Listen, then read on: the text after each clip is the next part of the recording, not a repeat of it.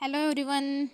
आपण काल शिकलो होतो व्हॉट इज द DBMS आणि RDBMS यांच्यामधील डिफरन्सेस काय आहेत, त्यांच्यामध्ये कुठलं सुटेबल आहे यूज करण्यासाठी, हे आपण कालच्या व्हिडिओमध्ये पूर्णपणे शिकलो होतो.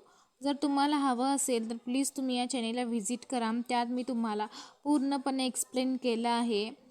तर आज आपण शिकणार आहोत what is the table, row and column in a database.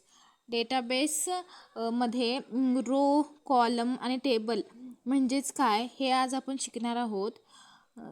Okay, चला तर स्टार्ट करू. टेबल म्हणजेच डेटा स्टोअर करण्याची एक स्ट्रक्चर आहे. RDBMS मध्ये डेटा टेबल फॉर्ममध्ये स्टोअर केला जातो. टेबलमध्ये रो आणि कॉलम्स असतात. Example student table, employee table. Table म्हणजेच बेसिकली एक स्ट्रक्चर असतं, त्यामध्ये रो आणि कॉलम हे दोन्ही मिक्स असतात. त्या दोघांचं मिक्स स्ट्रक्चर होऊन टेबल तयार होतो. आणि रो म्हणजेच काय, टेबलमधील एक पूर्ण record. Each record represent one entry. Example एका स्टुडंटची कंप्लीट इन्फॉर्मेशन वन टेबलमध्ये, वन रोमध्ये असते. म्हणजे like student name, name of father, name of village, ID, PRN number, एक कॉन्टॅक्ट नंबर.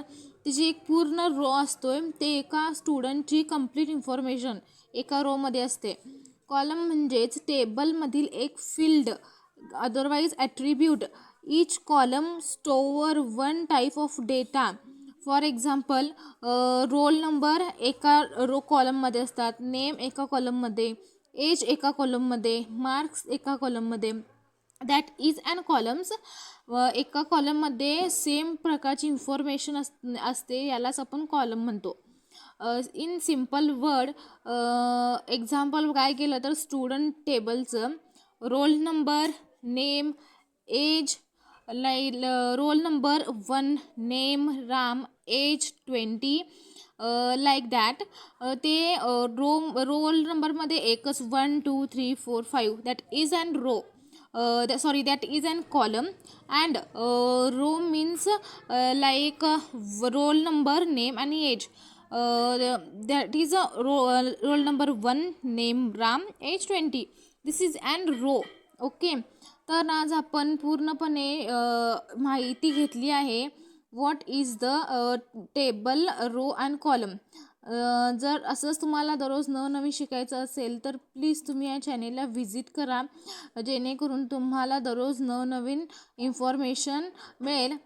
Okay, thank you.